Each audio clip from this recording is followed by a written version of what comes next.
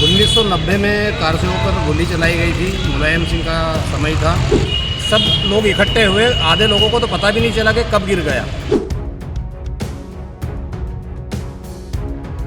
यह देख करके मन में ऐसा भाव आता है कि वास्तव में हम जाने से हमारा जीवन जो धन्य है। 20 जनवरी, जी हाँ, ये वो तारीख है जिसका 500 वर्ष से अधिक समय से हिंदू समाज इंतजार कर रहा था। आखिर वो घड़ी आई गई। हिंदू समाज का संघर्ष अब पूरा होने जाने वाला है और 20 जनवरी को अयोध्या के श्री राम मंदिर में, भव्य राम मंदिर में रामलला विराजित होने वाले हैं, जिसकी प्राण प्रतिष्ठा 22 जनवरी को होना है प्रधानमंत्री नरेंद्र मोदी के आतिथ्य में। और देश भर और विदेशों से आए कई गणमान्य अतिथियों, साधु संतों के बीच में इस रामलला की प्रतिमा का पूरे विधि विधान से, पूरे अनुष्ठान के साथ मंदिर में प्राण प्रतिष्ठा होगी। इस रामलला की जन्मभूमि को मुक्त कराने में पूरे देश भर से हजारों लाखों कार सेवकों ने अपना अमूल्य योगदान दिया है। कई लोग रामलला की जन्मभूमि को आज़ाद कराने के लिए शहीद भी हो गए और ऐसे कई लोग हैं जो रामलला की जन्मभूमि को आज़ाद कराने के बाद अपने अपने कामों में जुट गए। ऐसे ही कार सेवक आज हमारे बीच में हैं जिन्होंने शाजापुर ज़िले से 1992 में कार सेवा में हिस्सा लिया था और विवादित जो बाबरी ढांचा है उसको गिराने में महत्वपूर्ण भूमिका निभाई थी।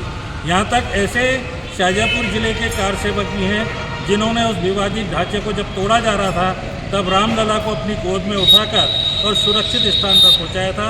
आइए आज हम उनसे ही बात करते हैं कि उस समय उनका कैसा अनुभव था, किस प्रकार की ऊर्जा, राम की शक्ति के साथ वे वहाँ पहुँचे थे। क्या नाम है आपका? नाम जी। 1992 में किस प्रकार से आपका जाना हुआ था, कैसे मन बना था? जैसे कि हम शाजापुर से कार सेवा गई थी, बहुत सारे लोग गए थे शाजापुर से और हम 6 दिसंबर भानुकुमार से अयोध्या गए थे। अयोध्या हम 8-10 दिन से रुके वहाँ पे, प्रवचन के रोज होते सुनते थे और हमको 5 तारीख को बताया कि आप सरजू नदी पे जाओ और बालू रेत लेके आओ। तो हमने एक दूसरी रेत लेके आए और हमको जो विचार आया कि अपन सबसे पहले चलें। एक और हमारे गांव का था इससे गुजर, तो हमको विचार आया कि अपन सबसे आगे चलें। तो आगे जाने के बाद में दीवार थी वहाँ, जैसे दीवार हम कूदिया, एक और कूदिया, 3 दीवार की। 3 दीवार कूदने के बाद में हम गेट के पास में जो गए तो वहाँ सुरक्षा गार्ड खड़ी थी। तो बोले कि भैया कि रामलीला को हटाओ आप, ये नीचे दब जाएगा। तो हम नीचे गए तो हमको पानी की बहुत तरस लगी थी। तो वहाँ रामलला की जो कलश थी, पानी पी, उनको पिलाया हमने। तो पंडित जी की सतरंगी थी, उसमें हमने उनको उठाया रामलला को, तो नीम के पेड़ पे हमने रखा उनको। तो उसके बाद में बाबरी की पट्टी लिखी थी। तो बाबरी पट्टी के बाद में 5-50 लोग आ गए वहाँ पे। तो हाथ नहीं पहुँचे, देख हमने ऐसे करिए और फिर ऊपर चढ़े हम और बाबरी की पट्टी गिरी। इसके बाद में फिर वो एक हमारा साथ वाले चले गए। फिर कंधार 3 गुम्बद थी वहाँ पर, तो कंधार के ऊपर में चढ़ता वो चले गए हमारा। उसके बाद में उमा भारती भी आ गई वहाँ पे। उमा जी बोले कि भैया गिर जाओ छोटा माइक लेके। जिसके बाद में जब गिरे हो तो वहीं से फैजाबाद तरफ गिरी, वहीं से तो फिर वहाँ पे कमर टूटी, सीधा हमारे फैजाबाद अस्पताल में ले गए। उनको सिर में लगी और उनको 7-8 बजे तक हमको अस्पताल में डॉक्टर पत्रकार लोग आ गए। 7-8 बजे बोले कि आप कहाँ जाने जा रहे हो? तब उनको जा ढांचा से मार को छोड़ दो। 9 बजे करीब हमको ढांचा के पास में फिर प्रशासन और गाड़ी लगी 3-4 लोग थे, वहाँ छोड़े। जान तो बराबर हो गए, गए जान तो कहीं भी नहीं रहते। तो रात में रामलला को रात में 11 बजे तक 10 फीट दीवार कर दी। रामलला को वहाँ दिखा दिया तो राष्ट्रपति शासन लागू हो गया। जिसके बाद दूसरे दिन हम आए, वहाँ भूमिका रही हमारी। अभी अयोध्या जा रहे हैं अभी हम। कितनी खुशी है कि जब आपने जो संघर्ष किया उसके बाद आज भव्य मंदिर बनने जा रहा है। मंदिर बनी रहा है, भगवान की जो आज बेटी रही है। अयोध्या जा रहे थे तो हमारे तो आप भी अयोध्या जा रहे हैं? आमंत्रण आया आपके पास? हमारे जिला से आया हमारे पास पत्रिका। वहाँ अयोध्या से अभी नहीं आई। हम अयोध्या जाएंगे, करेंगे कोशिश करिए। एक और हमारे साथ कार सेवक है जिन्होंने भी ढांचे के वहाँ पहुँचकर ढांचे को तोड़ने में और राम जन्मभूमि मुक्त कराने में महत्वपूर्ण भूमिका निभाई थी। पास के तिलावत गांव के हैं आप प्रकाश जी चौधरी। किस प्रकार से आपका मन बना वहाँ पहुँचने के लिए, जबकि इतनी कठिनाइयाँ थी, इतनी परेशानियाँ थी, जान का जोखिम था, डर नहीं लगा? 1990 में कारसेवक पर गोली चलाई गई थी। मुलायम सिंह का समय था। उस टाइम पे भी हम गए थे, लेकिन रास्ते में रोक दिए गए थे। फिर बाणू में फिर गए तो कार सेवा लोगों के लिए ठहराने के लिए पूरी व्यवस्था थी वहाँ।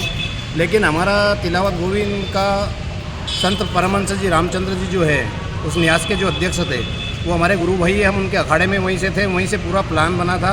हम सुबह से ही पहुँच गए थे कि कैसे भी हो इस मस्जिद को तोड़ना है, इस ढांचे को गिराना है, चाहे अपने प्राण चले जाए। और सब लोग इकट्ठे हुए। आधे लोगों को तो पता भी नहीं चला कि कब गिर गया। जब उमा भारती जी ने उन्होंने संचालन शुरू करा कि मस्जिद गिरने वाली है, ढांचा गिरने वाला, नीचे उतर जाए कार सेवक, जब लोगों को पता चला। कितने कार सेवकों का सैलाब था वहाँ पर? कार सेवकों का 4-5-6 लाख थे, लेकिन कम से कम 1-8 लाख लोगों को हाथ लगे वहाँ, बाकी के लोगों को तो हाथ भी नहीं लगे। अच्छा, इतने लोगों में ही पूरा हाँ। जो ढांचा है उसको समतल कर दिया? जी, पूरा समतल कर दिया। तो जान की जोखिम लेकर आप पहुँचे थे, प्राण संकट में भी हो सकते हैं, कैसे एकदम इतनी ऊर्जा आपके अंदर आई? ये राष्ट्रीय स्वयंसेवक संघ बचपन से देता आया है ऐसी ऊर्जा हमें। तो ये थे प्रकाश जी, इन्होंने भी महत्वपूर्ण भूमिका के साथ ही एक हमारे पास भीमावत जी हैं, ये भी कार सेवा में शामिल हुए थे और ढांचे तक पहुँचे थे, और उस ढांचे को धराशायी करने में आपने भी महत्वपूर्ण भूमिका निभाई थी। उनसे बातचीत करते हैं, उनका उस समय का अनुभव कैसा रहा? माननीय श्री पराग जी अभ्यंकर साहब के उद्बोधन से, उस समय हमारे जिला प्रचारक जी थे, और उनका उद्बोधन सुना और उनके उद्बोधन से मन में जो है बहुत उमंग उत्साह आया और जाने का प्लान बना।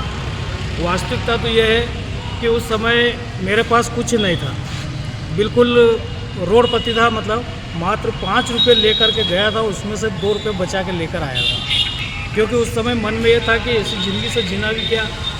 तो ऐसा विचार करके गया था कि मरेंगे तो श्री राम के शरण में और जिएंगे तो भगवान की शरण में, ऐसा विचार करके गया था। और वहाँ हमारे गुरु संत माननीय परमहंस दास जी के दिगंबर अखाड़े में हम रुके, और वहीं से जो है पूरा संचालन हुआ, और हमारे गांव से जो है 7 व्यक्ति हम एक साथ गए थे, और सब कुशल वापस हम वहीं से आए। अब कैसा लग रहा है जब आपने संघर्ष किया और आज राम मंदिर अपना आकार ले रहा है, रामलला वहाँ विराजित होने वाले हैं? बहुत ही मतलब हर्ष एवं उल्लास है। तो बहुत अच्छा लग रहा है कि उस समय जो हम गए तो लोगों का मान सम्मान प्रतिष्ठा या देख करके मन में ऐसा भाव मतलब आता है कि वास्तव में हम जाने से हमारा जीवन जो धन्य हो गया। ऐसे ही 2 लोग और हैं जो हिंदू सिंह जी के साथ हैं। हालांकि कार सेवा में आप शामिल नहीं हुए, लेकिन आज जब अयोध्या में भव्य रामलला विराजित हो रहे हैं उनके जन्मस्थल पर बने भव्य मंदिर में, तो वे भी अपने आप को रोक नहीं पा रहे। बिना शायद रिजर्वेशन वही इनका नहीं है, पर एक पूरी इच्छा लेकर जा रहा है कि हम उस आयोजन में ज़रूर शामिल होंगे। कैसा लग रहा है आपको? बहुत अच्छा लगा। अब जब जैसे ही खबर आई कि गांव में कैसा माहौल चल रहा है? बहुत बढ़िया चल रहा है, और भजन कीर्तन चालू कर दिए इससे। 22 तारीख को कुछ विशेष यात्रा आयोजन भी फेर दी जी, 22 तारीख को कुछ विशेष गाँव आयोजन। में विशेष है कि दीपक जलाने का है, सब करने का है। आपको कैसा लग रहा है? बहुत अच्छा लगेगा साहब, राम का उत्सव है, उसमें क्या अच्छा क्यों लगेगा, इसमें बहुत प्यारा लंबे लगेगा। इतने लंबे समय से सुन रहे थे कि राम मंदिर बनेगा, राम मंदिर बनेगा, राम मंदिर वहीं बनाएंगे, मरेंगे वहीं बनाएंगे, लेकिन आज जो बन रहा है तो हमें उत्सव है। तो आप अयोध्या जा रहे हैं? जा रहे हैं, अयोध्या जा रहे हैं।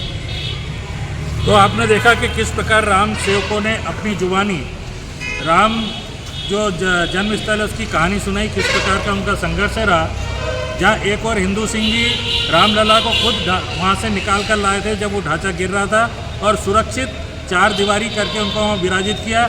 वहीं भीमावत जी है जो कि मात्र 5 रुपये लेकर गए थे और राम के नाम से गए थे। अगर जिंदा रहे तो राम की शरण में, और मर गए तो फिर राम की शरण में जाएंगे।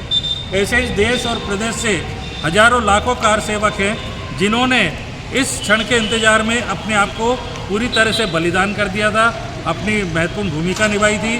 अब ये लोग बेहद उत्साहित हैं कि इनके संघर्ष का अब अंत हुआ है, और 22 जनवरी को अयोध्या के भव्य श्री राम मंदिर में रामलला विराजित होने वाले हैं। इनकी अपार खुशी है।